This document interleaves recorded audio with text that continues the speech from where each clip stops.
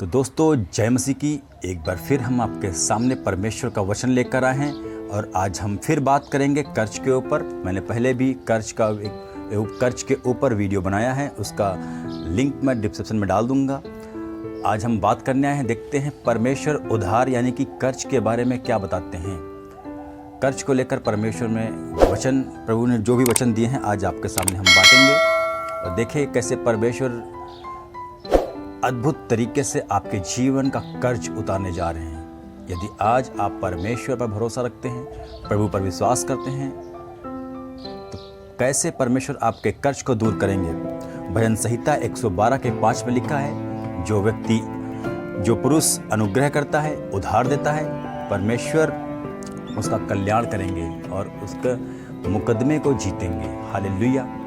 लिखा है, अगर आपके पास परमेश्वर ने आपको इतना सक्षम बनाया है, यदि आपके पास परमेश्वर की दी हुई आशीष है, तो कभी किसी की ज़रूरतमंद की मदद करने से पीछे ना हटिएगा। आपको चुना है परमेश्वर ने, आपको प्लान का तरीका ये है कि वो पृथ्वी पर मनुष्य को सीधे मन वालों को ढूंढता है, उन्हें ताकत, बुद्धि, समझ, ज्ञान, धन देता है ताकि वो जाकर जो उनसे नीचे हैं उनकी मदद और सहायता करें। याद रखिए, यीशु मसीह ने कहा, यदि तेरे पास 2 कुर्ते हैं तो एक बांट ले, जिसके पास नहीं है, जो नंगा पड़ा है, उसके साथ बांट ले। और प्रभु कहते हैं, ऐसा करके तुम मेरे साथ करते हो। यदि किसी मनुष्य के साथ आप ऐसा करते हैं जो किसी समस्या में है, परेशानियों में है, तो परमेश्वर का वचन कहता है कि जो पुरुष अनुग्रह करता है, उधार देता है, परमेश्वर उसका कल्याण करे। हालेलुया।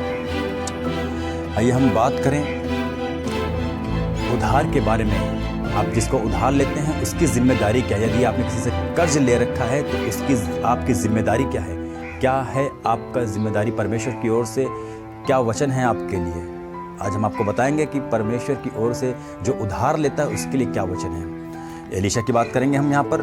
दूसरा राजा 6 अध्याय 5वें पद में लिखा है, परंतु एक जन बल्ली काट रहा था, तब कुल्हाड़ी बेट से निकलकर नदी में गिर गई। दोस्तों, हम लोग एलीशा राजा के बारे में पढ़ते हैं। जब दूसरे राजा में पढ़ते हैं 5वें अध्याय में, तो वहाँ पर एक व्यक्ति है, एलीशा से कहता है कि हमारे लिए जगह बहुत है, रहने के स्थान छोटे, आइए हम लोग मिलकर अपने घरों को चौड़ा करें, अपने स्थानों को बढ़ाएं।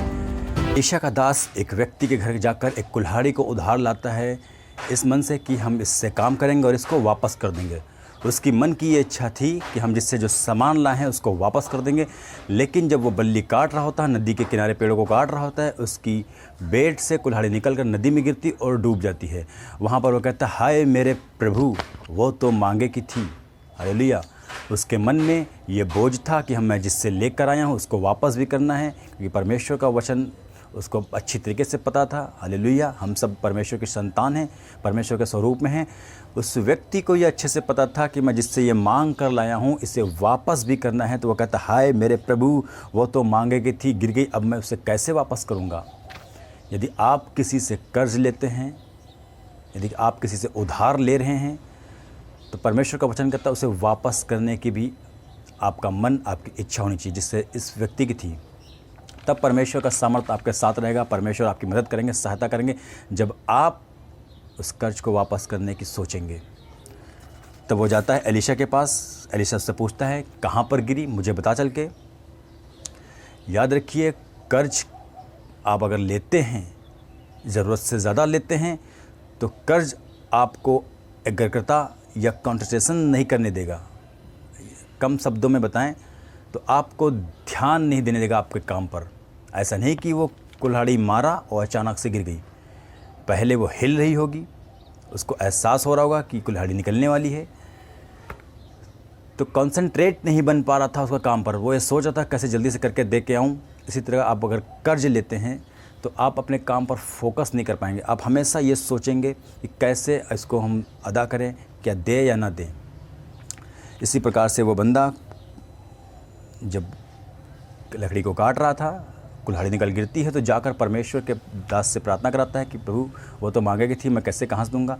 परमेश्वर के दास साथ में चलते, बोलते कहाँ पे गिरी थी। वो एक लकड़ी का टुकड़ा लेकर वहाँ डाल देते हैं और कुल्हाड़ी तैरने लगती है। जी हाँ दोस्तों, लोहा पानी पर तैरने लगता है। इसका बोझ इतना होता है कि वो आपको ले डूबेगा। लेकिन अगर परमेश्वर आपके साथ हैं, परमेश्वर का वचन आपके साथ है, तो वो लोहा भी पानी पर तैरने लगा। आप भी परमेश्वर के वचन के साथ चलिए, देखिए कैसे कर्ज से बाहर आते हैं हम। और भी आपको बताने जा रहे हैं।